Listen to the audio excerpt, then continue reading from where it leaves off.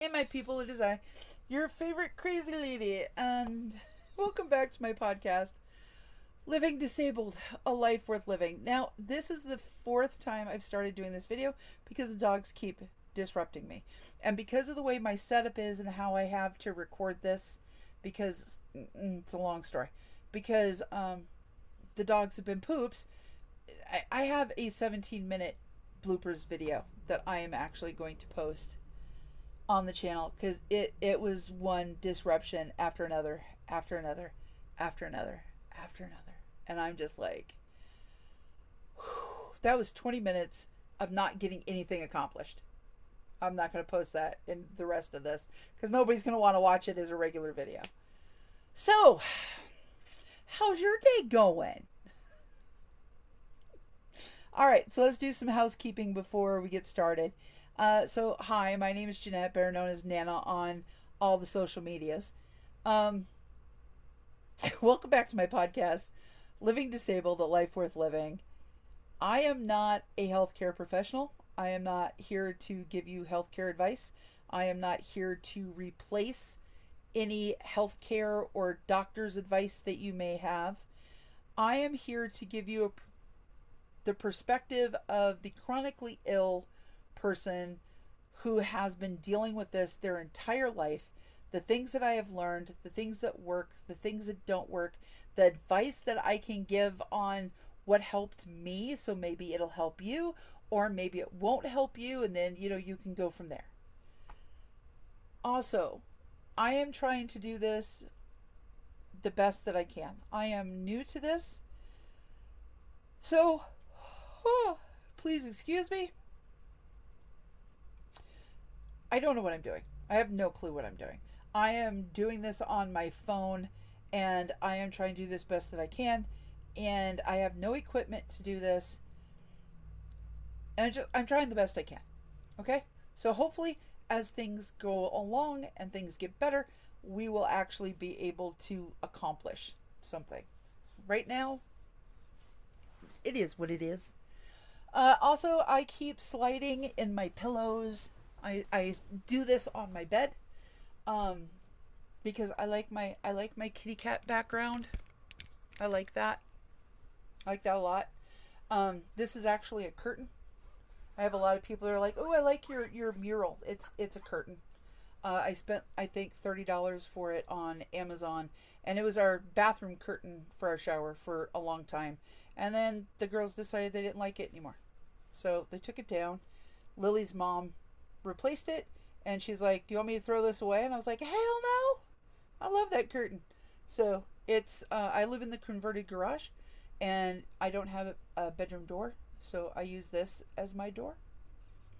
And then there's a blackout curtain on the other side of it so that it doesn't glow with light first thing in the morning. So, um, so please talk to me in the comments. I want for this to be a conversation between friends. So, and that's why I'm hoping this all. I can't stand being off center that far. That's fair. Um, I want this to seem like a conversation between friends. I want for this to seem like a video call that we're having, and we can have a discussion. By all means, talk back to me, and then tell me what you said in the comments below. I want to have a conversation. Um, I can handle criticism, but please be kind.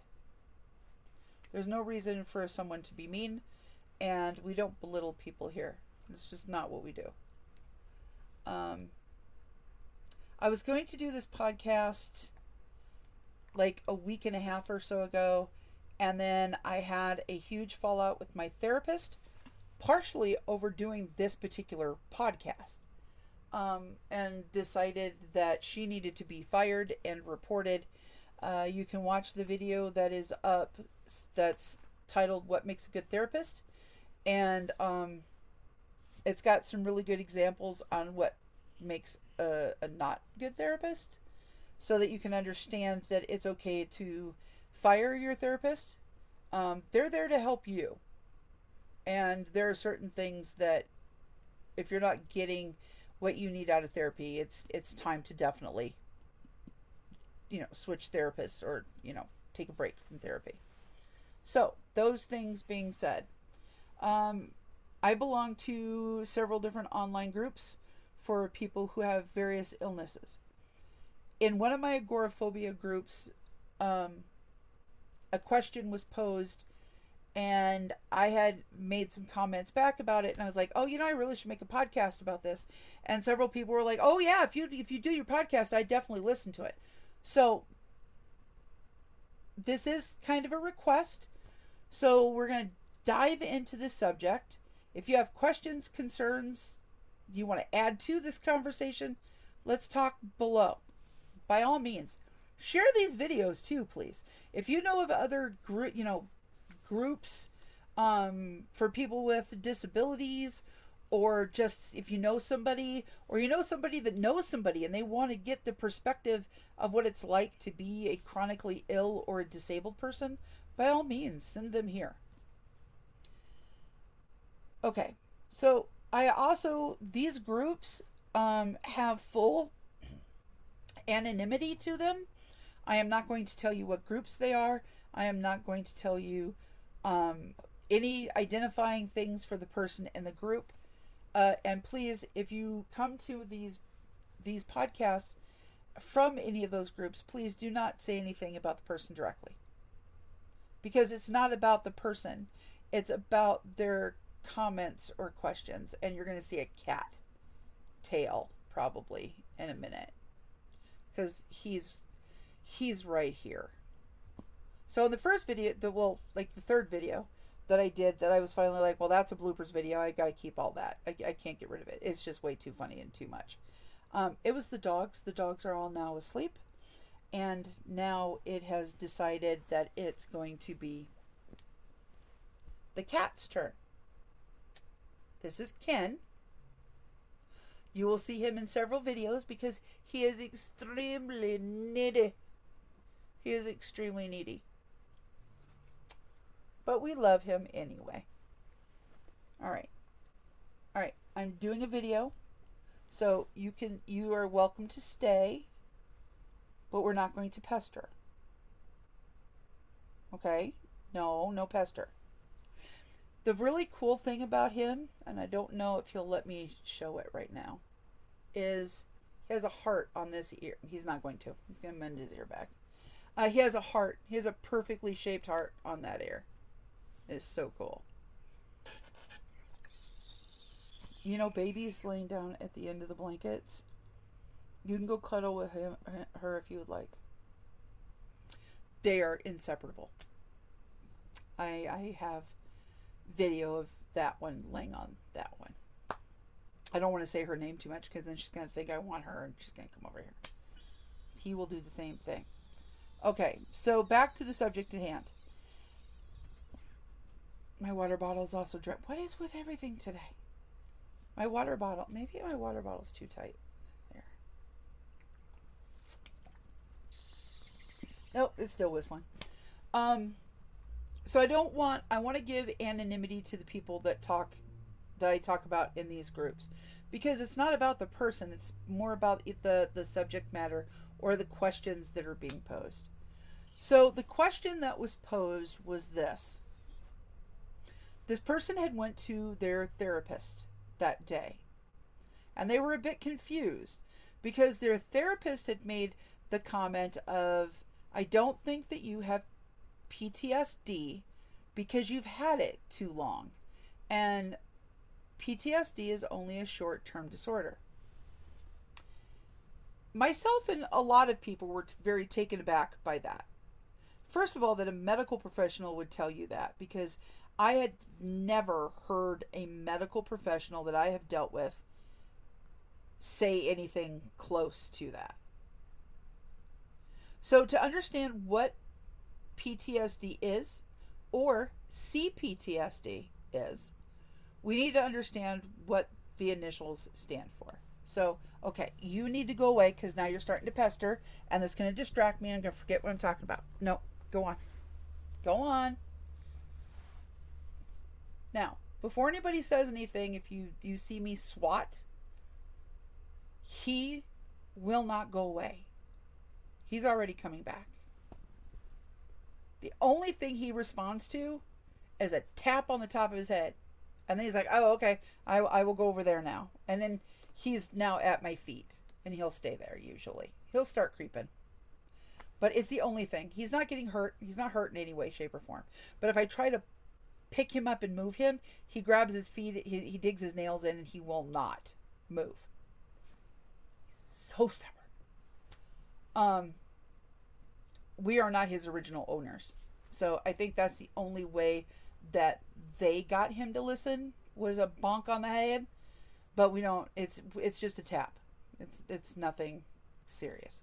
I would never do anything to hurt one of my animals. Okay, now that that's over with. So what is PTSD, and what the hell is CPTSD? Because a lot of people hear PTSD, they don't quite understand it, but they've never heard CPTSD. Why are you whistling? I'm not even drinking from you now. God. I swear this house is haunted, and everything is out to get me. So PTSD, post-traumatic stress disorder. So let's break it down. Post, meaning after. Pre would mean before. Post, meaning after. Means something has happened to you. This is the after effect of something happening. Traumatic. Traumatic meaning trauma. Something that impacts you in a negative way. Stress. It is something that affects your physical body, either mentally or physically. Disorder, meaning it is something that has happened to you, and it is not a disease. It is not something that you can inherit. It is not something that genetically is going to automatically happen to you.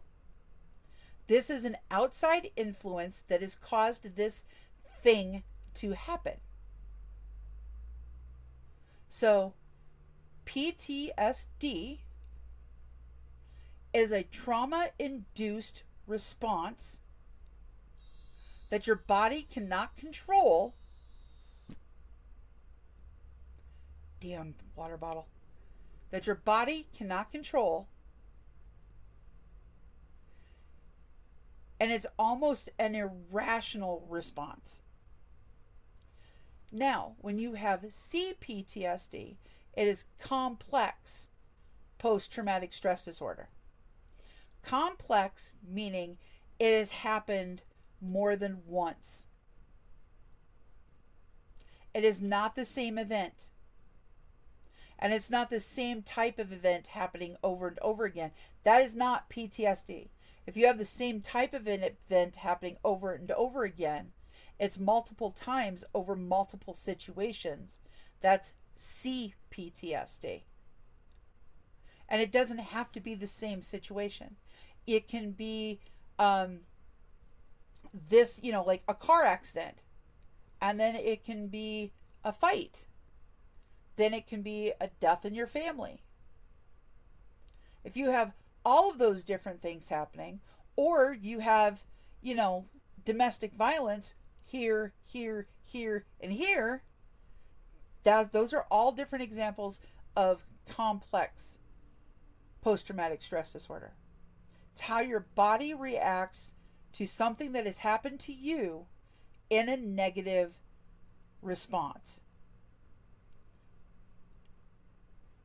One of the things that truly irritates me, because it's completely misunderstood anymore, PTSD is not something that you can predict is going to happen to you. It is not something that you're going to be like, oh, well, I got yelled at, so I guess that's going to give me PTSD. You hear this a lot, especially with millennials and older Gen Zs. They'll have something happen and they're like, oh, that's going to give me PTSD. It could. But the fact that you were aware that that's what's going to happen from it almost guarantees that's not what's going to happen. PTSD is an irrational response. It is your body not being able to handle, cope with, or identify the stressors that are going on or happening to you. And it affects your body in a negative way. So the fact that you are already identifying these things as happening and being like, oh, well, this is what's going to happen from that, is almost a guarantee that's not going to happen. And now, like I said, I am not a healthcare professional. I have had a lot of psych classes, college classes, and stuff like that from when I was going to school. Because one of the things that I wanted to do was I wanted to be a counselor. I wanted to be a therapist. I did not want to be like a psychiatrist. I wanted to be on the therapy side of things. If I could find some place where I could get an online degree now and not have to do like a year-long internship and all of that stuff, I would do it in a heartbeat with the way things are going right now. Because I don't know how long I'm going to have my disability with the way things are. That's a different video. But if you can sit there and identify the things that are going on with you and be like, oh yeah, that's going to cause trauma. It can cause you trauma, but the fact that you're already identifying it and processing it in your head is probably an identifier that it's not going to be trauma for you.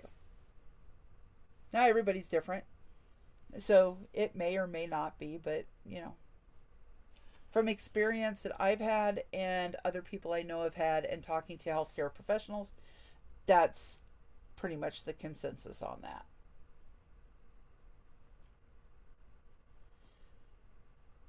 So, what are some of the ways that a person can get PTSD or CPTSD? It can be something as horrible as sexual assault, as an adult or as a child. It could be domestic violence. It could be a medical condition that came on suddenly and you couldn't figure out what was wrong with you. And that can cause you to have that irrational response of getting sick. It can also be a car accident, getting into a fight, something that causes trauma. It could be a miscarriage. It could be an experience that you had in a courtroom. It could be an experience that you had with a police officer. It could be problems, little tiny problems that have built up over time with a next door neighbor. Like a neighbor that is constantly having loud, noisy parties on Friday nights. By Friday morning you wake up, you're anxious, you're nervous, you know this is going to happen, and you get that sick in the feeling in your pit of your stomach. That's can be PTSD. So now that we understand that PTSD is an irrational response to trauma that has happened to us that we cannot control. This is not something that we are looking to have happen. This is not something that we are making happen ourselves. This is something that we do not have the coping mechanisms to deal with. So when our body starts to feel unsafe, insecure, or feel like those potential hazards, those problems can happen again, and they cause a fear response, that's PTSD. So how do you know that you have PTSD? What are some of the ways that you can recognize PTSD before it gets to the point where it is devastating? Because no one goes from here to here. There's too much room. The problem is we start here and then we end up here and we don't understand how we got here. So we think we go from here to here in 2 seconds and we don't. Nobody does. If you think you do, if you think you are that person that just snaps like that, You do not have the life skills that you need to identify the steps in between. There are always steps in between. Nobody is calm, cool, and rational and goes to completely irrational in like a half a second. That doesn't happen. There are little micro changes that come up. There are little things that happen beforehand. Nobody goes from here to here. We go from here to here to here to here. Now, those steps may happen rapidly, but those steps still happen. And I'm going to explain, not in this video, I'm going to do another video. There was a clinic that I went through their program for borderline personality disorder. I was misdiagnosed as borderline personality disorder. Medical malpractice and medical trauma is one of my big reasons for having PTSD. I was misdiagnosed several times with things that were potentially life-altering. And one of them was being misdiagnosed as borderline personality disorder and being put into a clinic. But I'm telling you, being put in the clinic was one of the best things that ever happened to me. Because one of the things I learned was you do not go for, nobody goes from here to here. There are those steps between. You just have to learn how to identify them. We're going to do that in a different video. So, what are some of the things that you can learn are coming on that are signs of PTSD? Well, it's pretty simple when you break it down. So it is this trauma response. So a lot of times it will come across and we will think we are having a panic attack or an anxiety attack or even a heart attack. Some people, it comes across, the first stages can come across as muscle cramps, nausea, a headache. If you have the same response over and over again, and you'll notice these patterns once you start looking at things and breaking them down. Once you start getting the life skills to be able to sit and identify all of these little like micro changes and these micro fissures that like start spreading and breaking things apart, you'll realize that you have a pattern. Some people, it's a headache. You'll get just that gnawing, usually in the back of your head, because you'll see a lot of people, they'll be like, just that one side or the very, very back of your head. Mine is usually right in here. Just this whole like temple area right here. And I can put my hand on the, where they call your temple, where your artery, or is it a vein? I don't know. I don't know which one it is. But you have a blood supply that goes through here. And if you put your hand on it, you can feel it pulsating. That's where I get my headache. Some people, it can be an anxiety response of licking your lips, getting dry mouth. With me, I itch a lot. My nose itches, my face itches, my feet itch. Oh my God, my feet will get to the point where I will scratch them until they bleed. My wrists too. My wrists get that way too. But you have little tiny things that start up. You can feel nauseous, like you've got a stomach ache, or you're getting car sick and you're not in a car. Some people, their chest tightens up and gets to the point where you can't breathe. Your air will become heavy and thick. One of the ways mine also comes across is I have a speech impediment, even though it doesn't show up very often anymore. But when I was a kid, I had an uncontrollable stutter. And it does come back, because a stutter never goes away. A stutter is they're finding out is akin to a seizure disorder. So it's where the synapses in your brain don't quite work right. But it's a very mild condition that can be brought under control with like speech therapy and such like that. You learn to retrain parts of your brain. So when I start getting stressed, I will stutter. Some people will get dry mouth. They will itch, ringing in your ears, tightness, heaviness in your chest. But there's just little tiny responses. And then those little tiny responses will compound onto each other. And then next thing you know, you can't breathe. You're feeling scared. You're getting afraid. You get an uncontrollable fear that something bad is going to happen. Usually this is when you start to hit full-blown panic mode. Panic attacks and panic disorder are not PTSD, but they go with PTSD. You can have one, you can have anxiety disorder, you can have panic disorder and not have PTSD.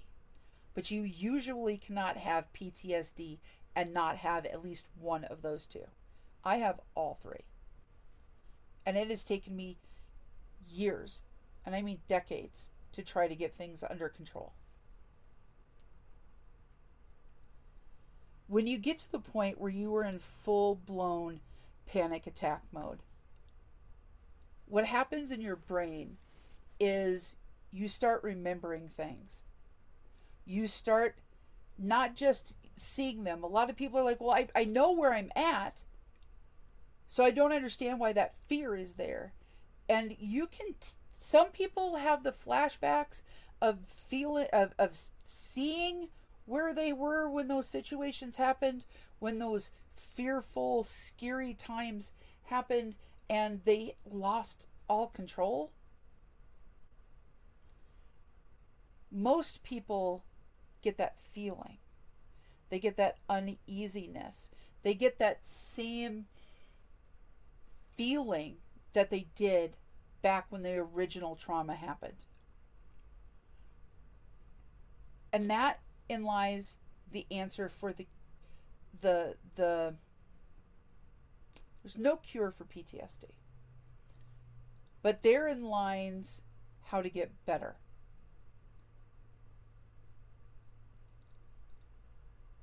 So, to answer the original question, is PTSD or CPTSD a short-term, a long-term, or a lifetime disorder? This is my opinion from what I have learned. PTSD, once you get it, is a lifetime disorder. It doesn't go away. It's one of those things that you can learn to control your symptoms. You can learn to control how you react in those situations.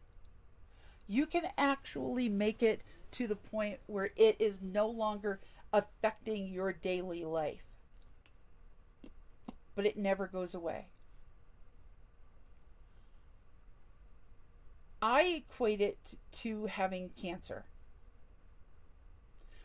Once you get cancer and it is in your body, you always have cancer.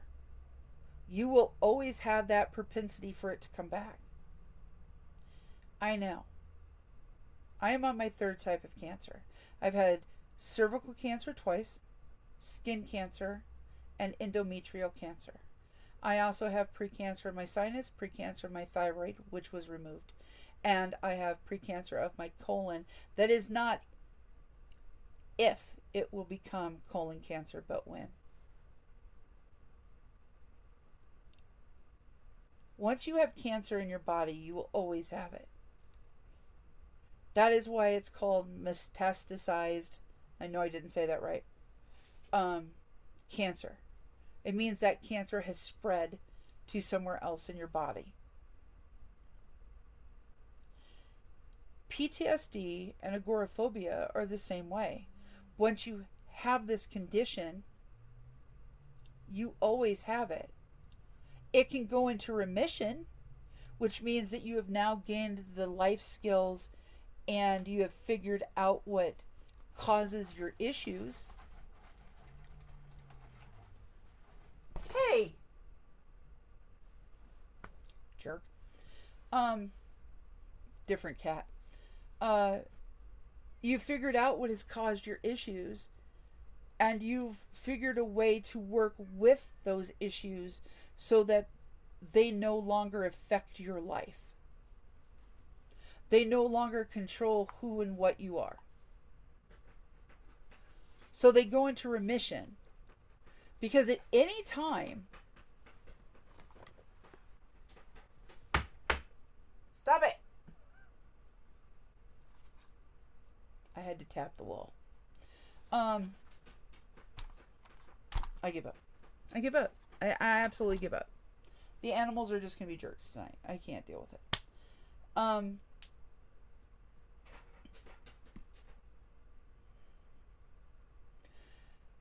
But you can learn to recognize what your symptoms are, recognize how to fix the problem, and your life be good. And then suddenly one day something happens and it all comes flooding back. It's like day one all over again and you don't understand it. I thought I cured it. I thought I was better. I thought I was over this. It's because you can't cure it. It is a mental condition that stays in your brain. You can't get rid of it. It's not like cancer where you can cut it out and be like, okay, well, we think we got it all. This is something you know that just lays in wait. And it can take the right situation to make it come back out again. But usually there's a guarantee that it's going to eventually rear its evil little head up again. So in my opinion, from what I have learned through textbooks, seminars, classes, talking to medical professionals, reading various different medical studies and everything that I've learned, it is a lifelong illness. It doesn't mean you can't get better. It doesn't mean that you have to concede and be like, okay, well, my life is destroyed now and this is my new life and I'm gonna lay down and take it. You shouldn't do that. I did that for years. I gave up a prominent career. I was interviewed by 2 different magazines for up and coming female chef of the year for Chicago. And I had to give it up because of my PTSD kicked my ass. Well, I'll do another video because this one's already at like 35 minutes. Talking about my experiences and stuff that I've dealt with. But I want to talk about things that you can do to help with your PTSD. So the first thing you need to do is you need to find out what's called your core cause. What is the root? What is that original kernel that all of this is now piled onto? Think of it like a pearl inside of an oyster. What is that little original nugget that, the original cause of irritation? Because that's what a pearl is. A pearl is usually a piece of sand or a bacterial little thing that gets into it and it irritates the oyster. Irritates the oyster, and the oyster's response is to send out this calcium and enzyme based solution, this goo that wraps around it. It's sticky. And it wraps around it and it slowly encapsulates it until it creates a hard pearl, a hard calcium deposit inside of the oyster. Jesus, the oyster. And it eventually makes it big enough and hard enough that original irritant is no longer an issue. That's why usually oysters only grow so big. They'll only get so big in a shell. People are like, oh, well, they must know exactly when to. Well, yeah, now they do. But before, you didn't see these unless you were looking at the giant clams, which can have pearls like that big. But they were like this big. That's what they stayed. And that's because it would compound it so much that it was no longer an irritant. So think of PTSD as having a core cause. You have a little nugget that has had all of these things piled on top of it. So you have your original core cause, and then you have your little micro fissures of the heavy breathing. That's on there. And then you have the I feel nauseous and sick. That's on there. And then I have muscle cramps. I'm on here. I itch. I have a headache.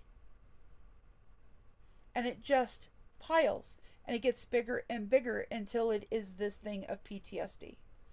So what you have to do is you have to start going through those layers and removing them, so it becomes smaller and smaller and smaller until you hit that core cause. Once you figure out what your core cause is, you can start to address what that problem is. Only by addressing your core cause, figuring out what was your original, and it doesn't have to be one thing.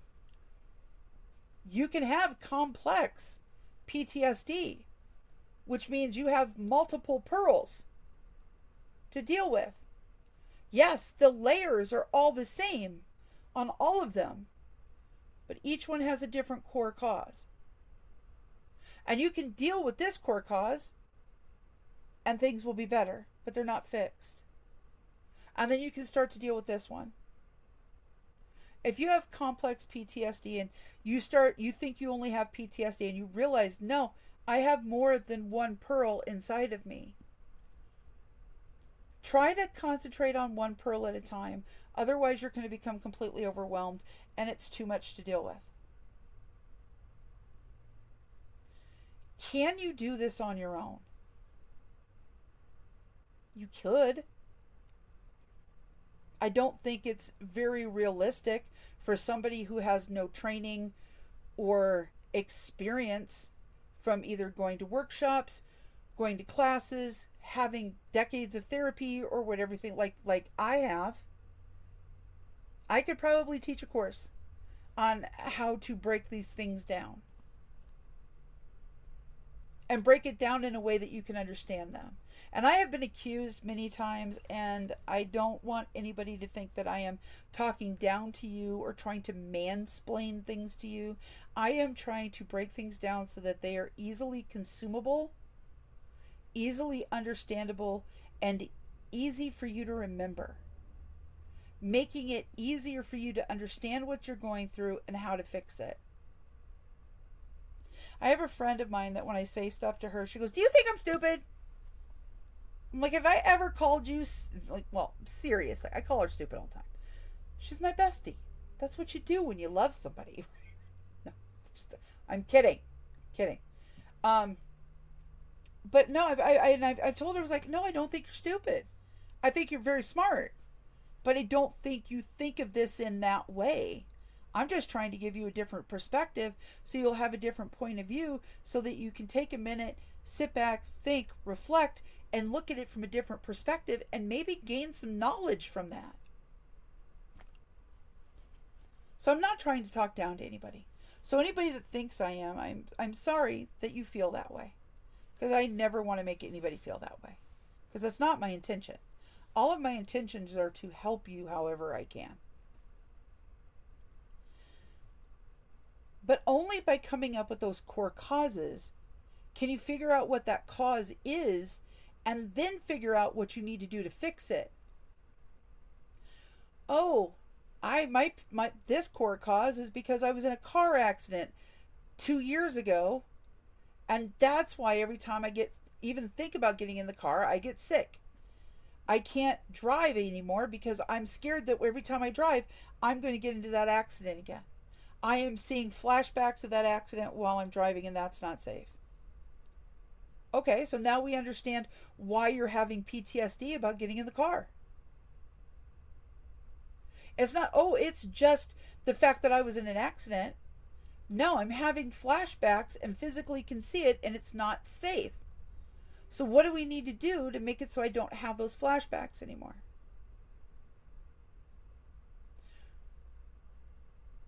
Another example, when it comes to medical trauma. One of my core causes for my PTSD is being misdiagnosed so many times.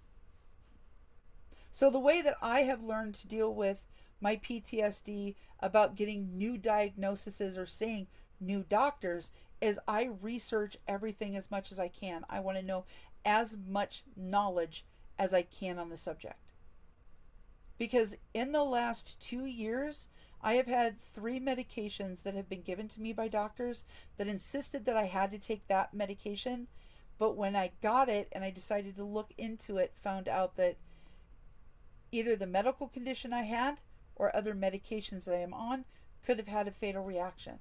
One of them was a PTSD specific medication that they were putting me on to help me sleep at night, and then found out that I probably would have died in my sleep the first night that I took it, because I have a heart condition.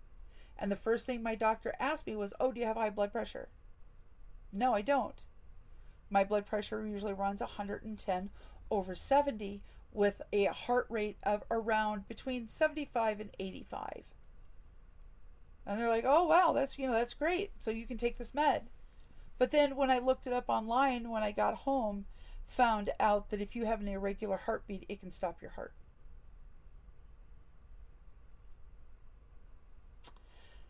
So yeah, I called my doctor and I was like, hey, you know that medicine? They're like, yeah. It's like, well, I was looking up and I talked to the manufacturer, and the manufacturer said because I have a heart condition, this could potentially kill me in my sleep. She's like, oh, don't take that. Don't take that. And then when I talked to her, she's like, oh, the rep told us that, it just has primarily to do with blood pressure. So that's what we check. I was like, have you ever read the information on the medication? And her response was, honestly, no. I go by what the reps tell me. You can't trust your doctor. You cannot trust your pharmacist. All you can do is trust yourself, do your own research and your medications, know what you're taking, and know what you can and cannot have with them.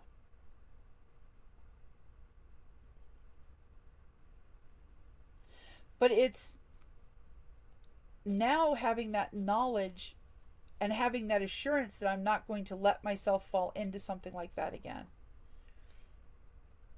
It has relieved my anxiety about going to the doctor and getting a diagnosis and taking medications, because of the fact that I know I'm going to check it first. I'm going to make sure that I'm okay. I'm not giving that power to somebody else and blindly trusting what they say. I'm doing what I need to do for myself. But it doesn't matter what your core part is. It doesn't matter what it is. All of them are going to be dealt with in the same type of manner. You're going to sit down. You're going to start making a list of things that happen as soon as you start to have a panic attack. This will actually help bring you out of a panic attack. So, how do you get to the point where you can figure out what your core is? The best way to do this is in the moment. Because many of us, we have a panic attack, we have a problem, we have an anxiety, we have whatever's going on, and then 15 minutes later, we're like, okay, so let's do the things that we need to do. Let's go through our checklist. Let's break this down into the ways that we need to figure out what just happened. But it's 15 minutes later. Your brain has already taken that, placed it into a box, and put it on a shelf. And has shoved it in the back so that you don't have to remember it because it's trauma. So you have now thinking you were here to here with no steps in between when you may have had 10, 5, 4, 30. What you need to do is you need to stop in the moment. And this is the hardest part to learn. This is the part where everybody fails. I failed over and over and over again. And I still fail at it. You have to stop in the moment. You need to get paper. You need to keep a journal. You need to get your paper and your pencil, pen, whatever writing utensil you want to do. I don't recommend doing this directly on the typey's computers, and I'm going to give you a reason for that in a minute. I recommend you write it out.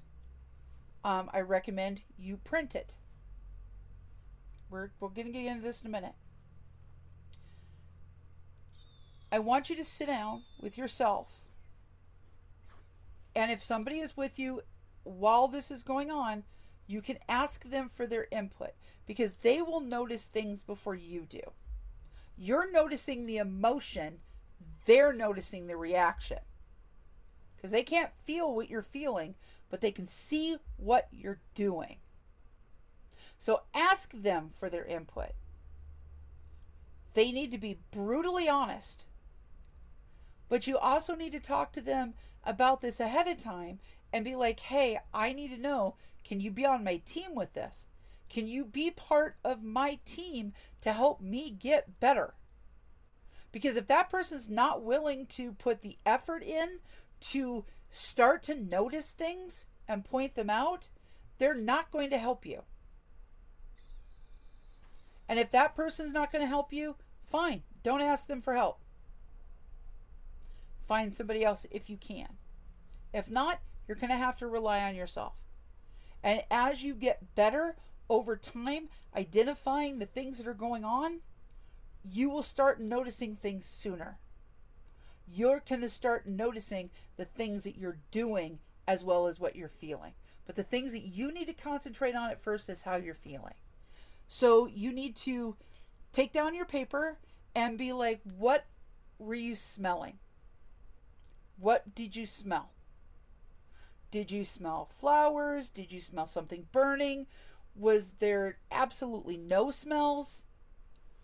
What were you feeling at the time? Were you feeling anxious? Were you feeling like you had dry mouth? Were you itchy? What was going on with you at the moment? And write down as many as there are. After you write these things down, you can go through and label them one through whatever and put them in order of what you remember. That way you can start to realize when you start going back through and looking at your journals, at your entries, what your patterns are. Also, write down what were you thinking? What was going through your mind at the time? Was it, oh, I'm going to be late? I've got to get going. Why is this taking so long? We need to leave. Blah, blah, blah. Were you doing self-talk to amp yourself up and get yourself going in a tizzy? Were you trying to control your tizzy? Were you trying to de-escalate by doing self-talk? What did you hear in your head? Did you hear somebody else's voice in your head? One of the most common things that I hear in my head anymore was something that my ex-wife put in there. You are too old, you are too fat, you are too broken for anyone to love again. I hear it daily. She drilled that into my head so intensely the last few years that we were together. I am still single 10 years later because I find it extremely hard to trust people in the relationships that I've been in. Because I always perceive myself as too old, too fat, too ugly, and too broken. That's what I was told over and over and over again. We'll do a whole nother podcast on relationship stuff. Trust me. There's gonna be lots of different podcasts. Things are gonna happen as they happen. Trust me.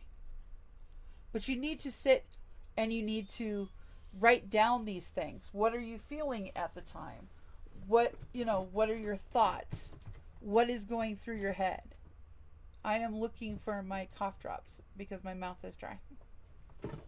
And they're usually there. But they're not there now. They got moved. But that's okay. But you need to write down these things. What were you feeling? What were you smelling? Did you taste anything? And then the other things that you need to write down as you think of them, and this is something that's going to happen in progression. What helps break this cycle?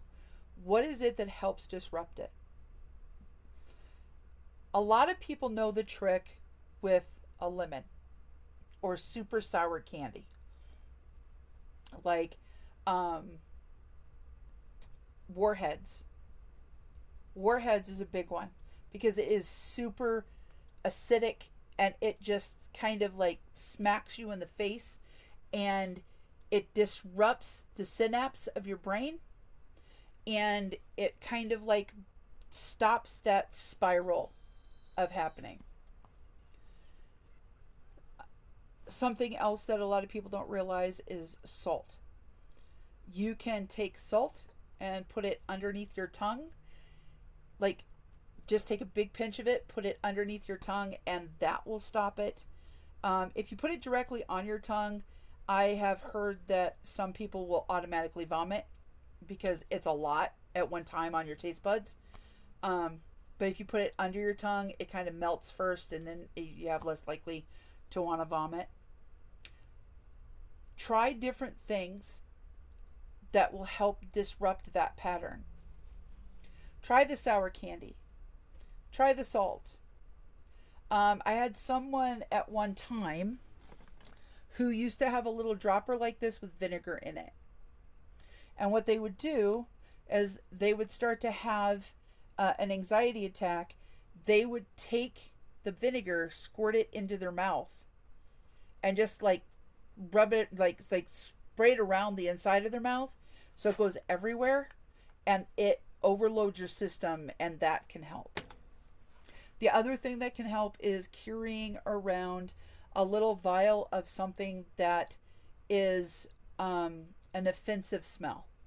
Some people will carry around menthol crystals that will open up your nose and stuff like that, like the little, like the vapor rub things, the inhalers. But you can get those in rosemary. You can get them, you can get little vials and put scented papers in them, and then you only smell them when it's open. So that was weird. It sounded like a little elephant. That was odd.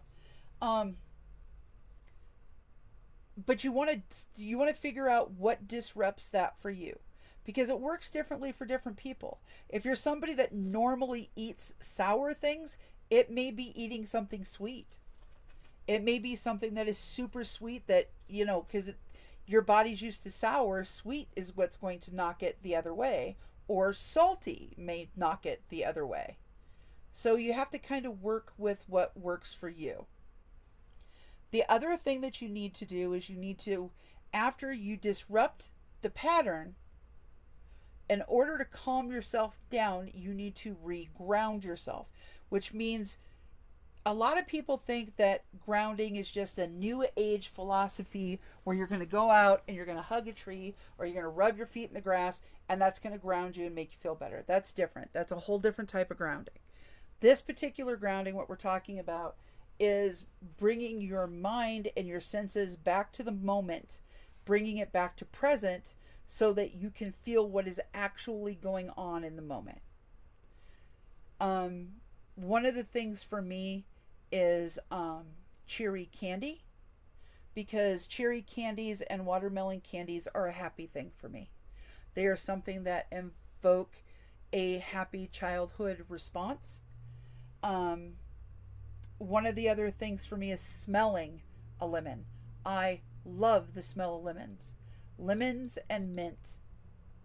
Those two things for me are just happiness.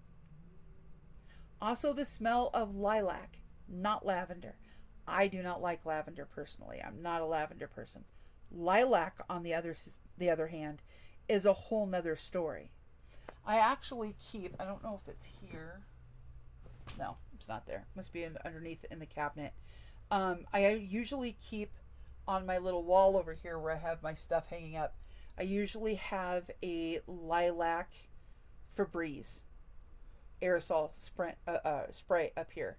And if I'm having a hard time sleeping, or if something's like nightmares or stuff like that, I will spray my pillows and I will spray my curtain so that I just kind of envelop myself with that smell and it takes me back to a happy place. Having things that bring you pleasure, either through smell or sound or taste or feeling, can help ground you and bring you back to where you are now present and aware of the things that are going on around you, but it has also calmed you down in a way that you are not anxious and you are out of that spiral of going down. Now, if you've never heard of spiraling out of control, this is what we're talking about when people talk about the spiral. The spiral, look at it this way, is you are like in a plane, right? And you're up here and you're doing a circle. And everything is good. You're in your little circle and things are good and things are happy. And then next thing you know, your pilot has gone off track. And you're like, okay, this is okay. I can handle this. And then something else happens and the spiral gets bigger and now it's going down. It's starting to shoot and go downward while it's spinning. And it's not spinning this nice wide track anymore. The spiral, the spinning is getting tighter. It's getting closer and it's getting tighter, which means it's getting faster because the turns are coming now faster. Before you were like, oh, okay, I don't really like this, but it's all right. I can go with the flow. And nope. I just saw something that I didn't like. So this just made me think of something that happened before. And it's just, oh, the dog just pooped on the floor. Oh, well, no, the baby just vomited. Oh, Jesus Christ, I have to change another diaper. What the hell? What do you mean I have another bill? I already paid my bills. And it just starts picking up until finally it's in just a thing until it just falls into a fiery, infernal blaze that is a panic attack. You want to stop that spiral as it starts. You want to try to be able to identify when it starts to leave track. Because once it's out here, it's easier to pick up on. But you want to be able to eventually go from this nice little calm to when it's like, oops, there we go. All right, what was that first there we go? What was it? What was the first thing that made it go bigger? What was the first thing that gave you that overwhelming feeling? What was that first thing that piled the things on? And then what was the next one that made it go bigger? Because it gets bigger and bigger before it gets smaller. So you're sitting here and you're like, I'm okay. Everything is good. Oh, this happened. Okay, that's all right. I can handle that because I still have this, but it's got bigger. And the next thing you know, oh, I have to make a dozen cupcakes for tomorrow. Okay, well, that just got bigger. And oh, wait a minute, we don't have any eggs. Bigger. Oh, I have to make dinner yet on top of everything else. Well, that's bigger. Mom, can you help me with my homework because I need help with my... And then that's bigger. And the next thing you know, everything is this big. And your brain and your body shut down. And that's when it starts to shrink.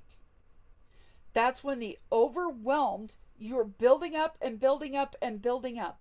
Think of it then as a bubble, right? So you're going up to this bubble.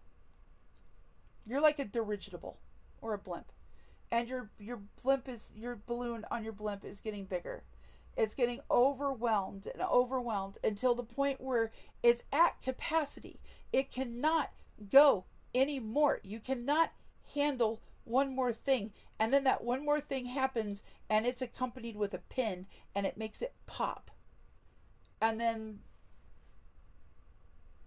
the cabin just starts falling and falling and getting faster and going down until boom, flames, tragedy. But it's figuring out what that first little nugget is. That first little thing that derails it and makes it get bigger. And then what's the next thing that derailed it and made it get bigger? And then the next, and the next, and the next. All we're going to see is this. It's not until we get the life skills to be able to break this down that we can get to the point where we're like, yeah, I was like this, and then I was like this. Because if we can get to the point where we can get even 2 or 3 turns in and be like, yes, that's the nugget. That's the nugget. We can be like, okay, so when we get to that nugget, put your candy in your mouth. Put the rubber band around your hand, your wrist, and frickin' smack it. The one things I do not recommend, and I know that there are people that are going to disagree with me, but do not cut yourself. Do not stick yourself with pins. Do not do anything to cause any kind of real damage to yourself. Because that's self-harm. And self-harm is not helpful. I hope this gives you a little bit more of a better understanding on what PTSD is. Now that we've got our PTSD under control, and we have our nuggets all figured out, and we've worked through all of our little oyster pearls, and everything is wonderful, and we can start going out and doing exposure therapy and doing the things that we need to do to get better. So we've done our therapy work. We've done our things that we need to do, our disruption work. We've done our recovery work. We've done all of the things that we need to do. And we've done our exposure therapy so that we can feel comfortable doing those things again. We think we're cured. We no longer have those issues. Now, we may never have another issue again, ever. And hallelujah and praise whatever. I hope and pray that every person that gets PTSD is able to get to that point where they never have a problem again. But the reality of the situation is, even though you have worked and done all of that work, and it is work, even though you have done all of this, and you are now a functioning human being again, you are not the same person you were before the trauma, but you're a different person than what you were. You will never be this person again. That person, you can never be again, because the brain trauma and the knowledge and everything you have doesn't go away. So you can never be this person again. This person is essentially dead. You're a better version. You're a different version. You may not be the person that you want to be. You may not be able to live the life that you wanted to live, but you are a functioning person again. You can go out, you can do things, you can work. You can function in society again. And you think you're cured. But then, let's say your core trauma for PTSD was a car accident. You're walking across the street and somebody is not paying attention and they almost hit you. Boom, PTSD reactivated. What if your core cause was losing your parent? and you get finally over their death, and you've processed everything that you need to get over the traumatic responses that your body is having to losing that person. And you are happy and you are healthy, and one day your best friend's husband calls and says, I am sorry, but she passed away today, unexpectedly.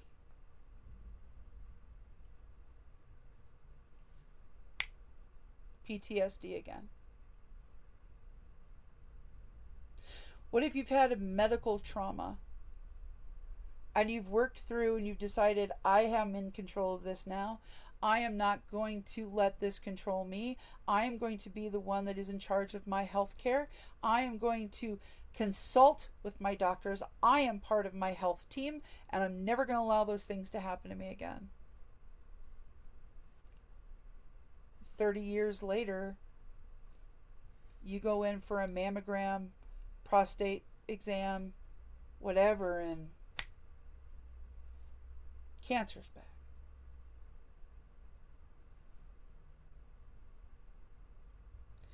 It can always get reactivated.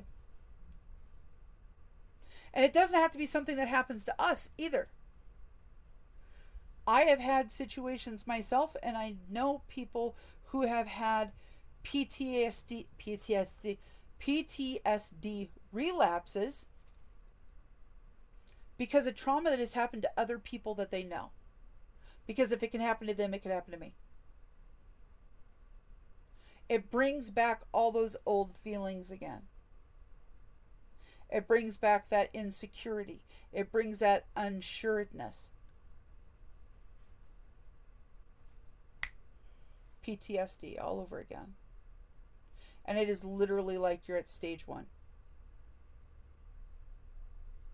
That's why I say it's not curable, at least not in my opinion, and not in the opinion of many health professionals that I've talked to about this.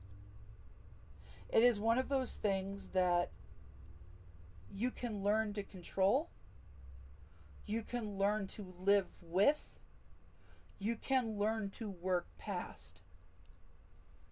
But it is not something that you can ever cure and completely remove from your life, because it is ingrained in your brain. It is compartmentalized, put in a box, and put on a shelf. But someday, there's a possibility that that box might get knocked off the shelf and pop open, and there's your gift all over again. And that's nothing to be ashamed of. There's a lot of shame that comes with having PTSD, because some people, and I find this absolutely deplorable, but some people think that PTSD is a response of a weak person, as the response of a mentally unstable person who cannot deal with things in their life. So, and to them I say, go to hell. You are not weak for having PTSD. You are not lesser than, you are not responsible for your PTSD. The only part of your responsibility with your PTSD is whether or not you want to make it better, and whether or not you want to be in control of your life, or if you want your life to be in control of you. There's no shame in having a mental illness. There's no shame in having the inability to be able to fix all of your problems. There's no shame in having an illness that you can't control. Mental illness has such a stigmatism to it because we think that people who have mental illness are less than. And that's just not true.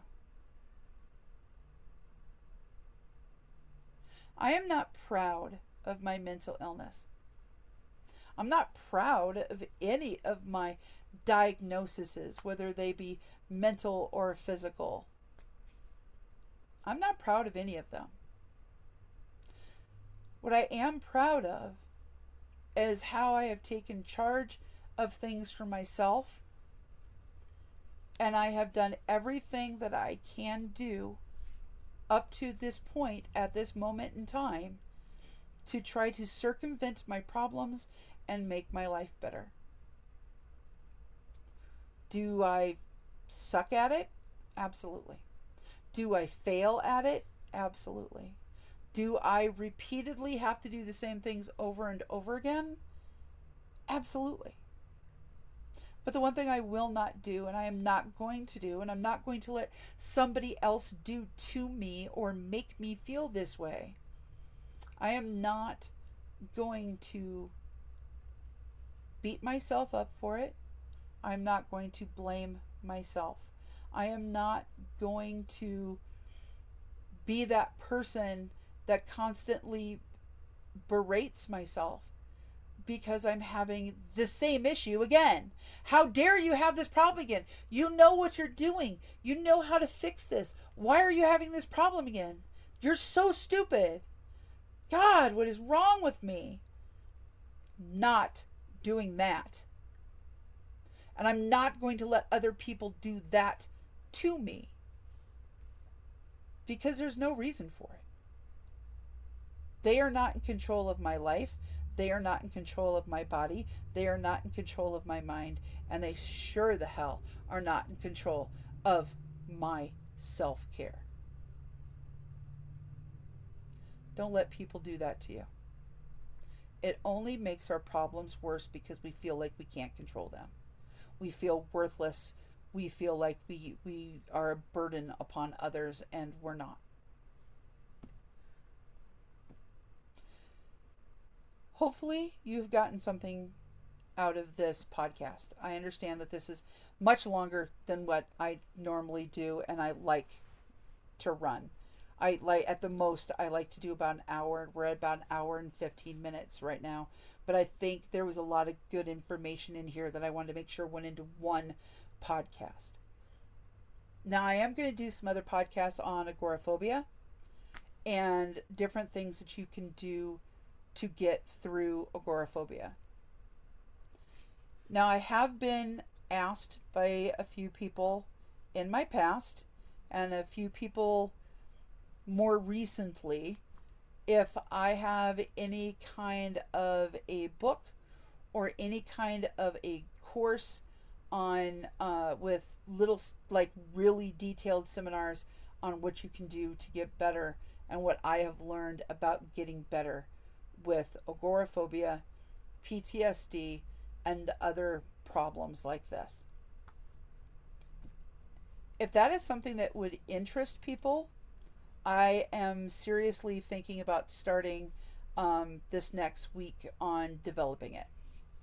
Because I think it would be very helpful to take all of the things and my 26 years of experience dealing with these problems and the things that I've learned from various different workshops and groups that I have been to and the different things that I have learned and compiling those things together and making a course that will be very affordably priced so that people can gain the knowledge that I have in serious detail, going over what to do, how to do it, and everything in a lot more detail than these are. If that's something that interests you, please let me know. But I think we're going to leave that here for now. The next one I want to do on this particular channel, as far as this kind of content, is going to be talking about agoraphobia and how to get your agoraphobia in remission, because just like PTSD, it never goes away. I also want to do some videos talking about some of the equipment that I've been using, some of the things that I have had to learn to modify and do for myself with my spinal injury on making life more enjoyable and more accessible with my disabilities. So I'm going to leave this here for now. Like I always say, it's just my 2 cents. Take what you want, leave the rest, and until we meet again, and hopefully we meet again soon, have the day that you deserve. But you know what? Only you can make it awesome. Bye.